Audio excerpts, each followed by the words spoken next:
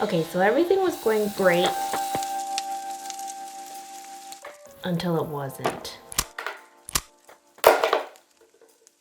Hi, my name is Letitia. I have a newfound love for power tools, and I do DIY home and fashion content, and we are renovating our way through our first home. So be sure to like and subscribe to this video so you can see more home content. So I bought this IKEA rast dresser off a dude on Facebook Marketplace. I was looking for a dresser to just fit this tiny little spot in my closet. It's perfect because it's totally unfinished and very customizable. I know that there is a version with legs, but this one I'm going to add legs to myself right after organizing the closet, and I'm taking it all out again.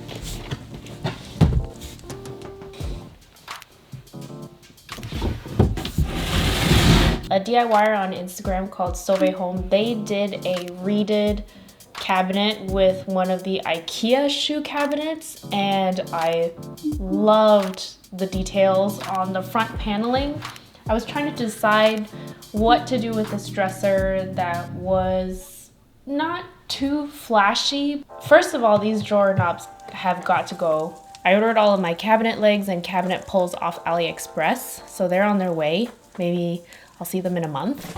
I haven't quite decided what I want to do with the color. I do like the natural grain of the wood. I think it's very beautiful.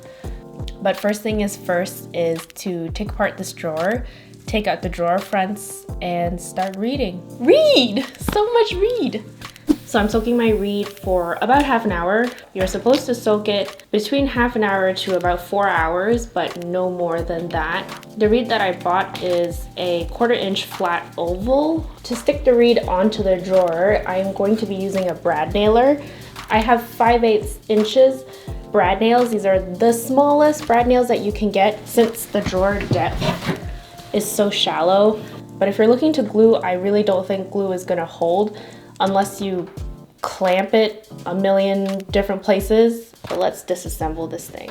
So this second drawer isn't coming out.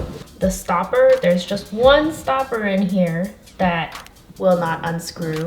I was going to disassemble the whole thing, but the back of this is nailed. The guy didn't nail it very well because there is a nail through here I can touch right now.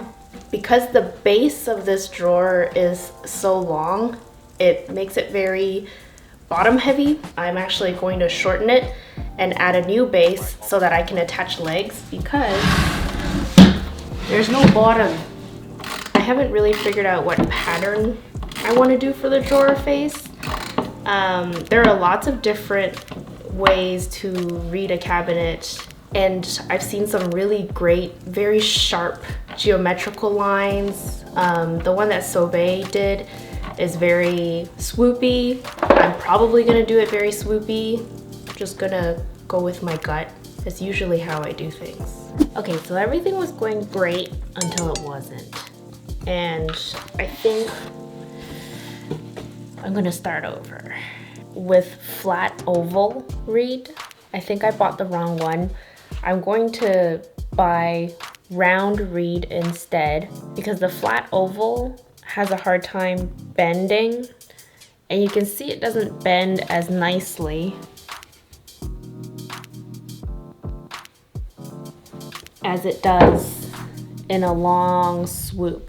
That cuts my day short, and we'll try again when the reed arrives.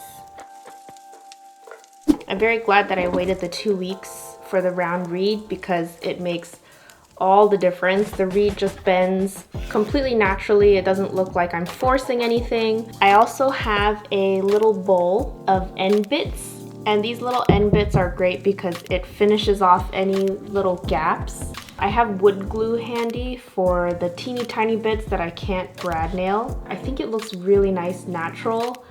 The thing is, if I keep it natural, I can always paint it, but then I can't do it the other way around. For the first panel, that took me about 10 hours to do. It's not hard, it's very soothing, it's just very time consuming. I'm also trying to follow the flow of the paneling so that it's not disjointed. the flow of the reed kind of follows from panel to panel. Because Sauvé Home did 2 large panels for their shoe cabinet, I actually think that takes way less time. Even though the surface area might be larger, you're not cutting as many ends and making as many cuts. If you're thinking of scaling up for your own project or covering whatever panel you wish, bigger doesn't necessarily mean harder, but more panels means more work. Another thing is, for this panel, I let the reed run free. I was thinking that, I would just cut a straight edge along. I thought it'd be pretty easy to cut with a cutter. I thought I would, score it along with a ruler. It's not that easy.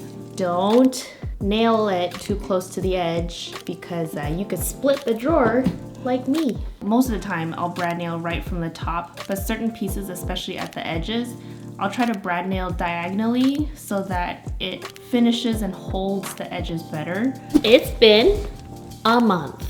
I have put this down for over a month. I don't even feel like picking it up anymore because these legs that finally arrived took 2 months to get here. Since I've had all this time to mull and think about what I really want to do with this, I think I'm gonna keep it natural more and more. I'm very happy with just the natural wood look, but it might actually mean that I have more work to do now that it's natural because I have to plug all of these teeny tiny little holes.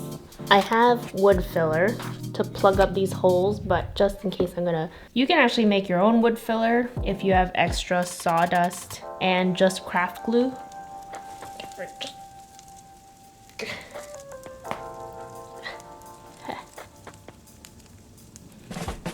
Oh yeah.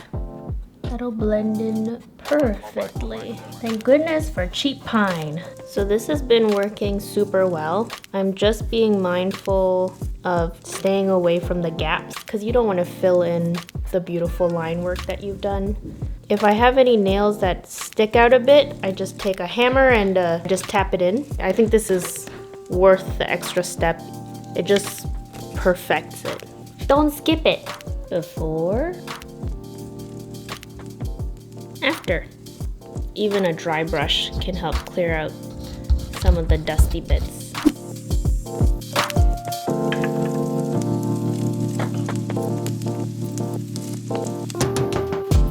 Oh man, why did I use a pen? I'm an idiot.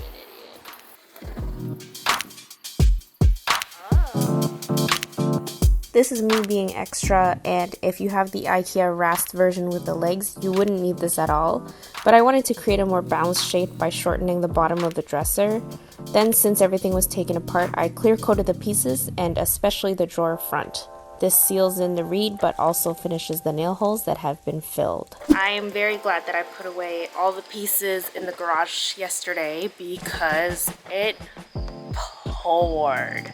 I have to cut these the bottom of the drawer out of old deck boards, then pretty much reassemble everything. The bottom of the dresser had this piece of wood, and what I'm going to do with the deck boards, I'm going to cut 2 deck boards of this same length and flip it this way so that I can attach the legs to the bottom of it and create a new base at the bottom of the dresser. So, taking my cut deck board, I sanded it down the facing edge to try and match it back up to the pine dresser as best as possible. Then, after putting in pilot holes, used our leftover deck screws, which are super slim and subtle, and then filled in the holes. Ah! Okay, going in.